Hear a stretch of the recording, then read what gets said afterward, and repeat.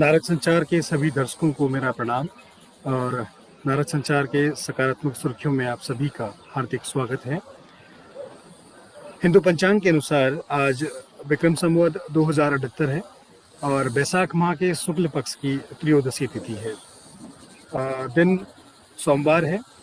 आज सोम प्रदोष व्रत भी है और ग्रेगोरियन कैलेंडर के अनुसार आज मई महीने की 24 तारीख है। और आज के इतिहास में आज के दिन देश के क्रांतिकारी करतार सिंह सराफ की जन्मतिथि है। करतार सिंह सराफ मात्र 19 साल की उम्र में देश की आज़ादी के लिए फांसी के फंदे पर झूल गए। करतार सिंह सराफ ने ब्रिटिश सरकार के खिलाफ नौजवानों में विद्रोह पैदा करने की एक महत्वपूर्ण भूमिका निभाई थी। माफ कीजिएगा। करतार सिंह शासन को उलटफेर करने के आरोप में लाहौर षड्यंत्र के नाम से उन पर अंग्रेजी सरकार ने मुकदमा चलाया और फांसी की सजा सुनाई। और आपको जानकारी के लिए बता दें कि भगत सिंह करतार को अपना गुरु मानते थे। वे करतार की तस्वीर को हमेशा अपनी जेब में रखते थे और नौजवान भारत सभा नामक युवा संगठन की हर जनसभा में करतार के चित्र को मंच पर रखकर उसे पुष्पांजलि दी जाती थी। और देश के प्रमुख शिक्षण संस्थानों में से एक अलीगढ़ मुस्लिम विश्वविद्यालय के लिए 24 मई के दिन का विशेष महत्व है। दरअसल 1920 को आज ही के दिन इस शिक्षण संस्थान की स्थापना की गई। और आज के इतिहास में गुरु हनुमान की आज पुण्यतिथि है। भारतीय कुश्ती के पितामह कहे जाने वाले गुरु हनुमान यानी विजयपाल गुरुओं के गुरु थे। विजयपाल की 1999 में एक सड़क हादसे में मृत्यु हो गई है और उन्होंने इंटरनेशनल कुश्ती मानकों के साथ आधुनिक भारतीय कुश्ती और परंपरागत भारतीय कुश्ती शैली यानी पहलवानी को मिलाकर एक खाका तैयार किया था। और 2 बार के ओलंपिक मेडलिस्ट सुशील कुमार के गुरु सतपाल सिंह उनके ही शिष्य थे।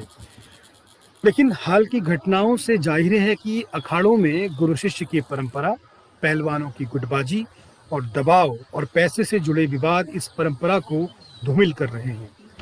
रुख करते हैं नारद संचार के समाचारों की आज की सकारात्मक सुर्खियों की ओर। तो केंद्रीय स्वास्थ्य मंत्रालय के अनुसार पिछले 20 दिनों से कोविड-19 के संक्रमण में कमी आ रही है और स्वस्थ होने वाले व्यक्तियों की संख्या बढ़ रही है। मंत्रालय के अनुसार संक्रमित मामलों का प्रतिशत 17.13 से घटकर 11.12 पर आ गया है। वहीं इस बीच 3 मई से स्वस्थ होने की दर में 81.7 से बढ़कर जो उसका प्रतिशत है वो 87.7 हो गया है। फिर भी मंत्रालय ने दोहराया है कि संक्रमण की श्रृंखला को तोड़ने के लिए कोविड मानकों का पालन आवश्यक है। और अगली खबर हमारी कर्नाटक से है। कर्नाटक के उप मुख्यमंत्री DC अश्विन नारायण ने कन्नड़ फिल्म उद्योग में काम कर रहे कलाकारों को राशन किट वितरित किया और इस दौरान उन्होंने कहा कि कन्नड़ फिल्म उद्योग इस महामारी से बुरी तरह प्रभावित है, जिसके कारण फिल्म उद्योग में काम करने वाले लोगों को वित्तीय परेशानियों का सामना करना पड़ रहा है। आपको पता ही है कि इतिहास, संस्कृति और भाषा को बढ़ावा देने के लिए कलाकारों का विशेष महत्व है और कर्नाटक सरकार उन सभी कलाकारों की सहायता प्रदान कर रही है।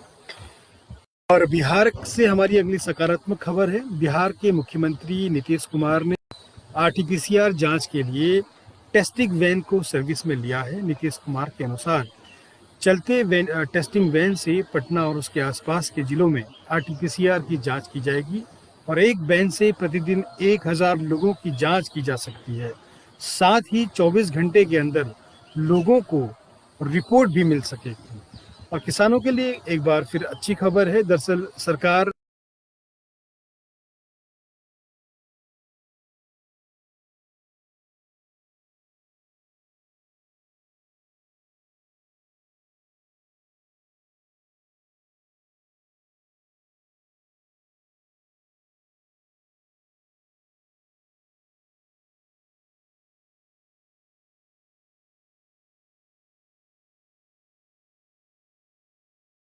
और राजमार्ग मंत्रालय भारत सरकार ने एक चेतावनी जारी करी है। दरअसल नई मोटर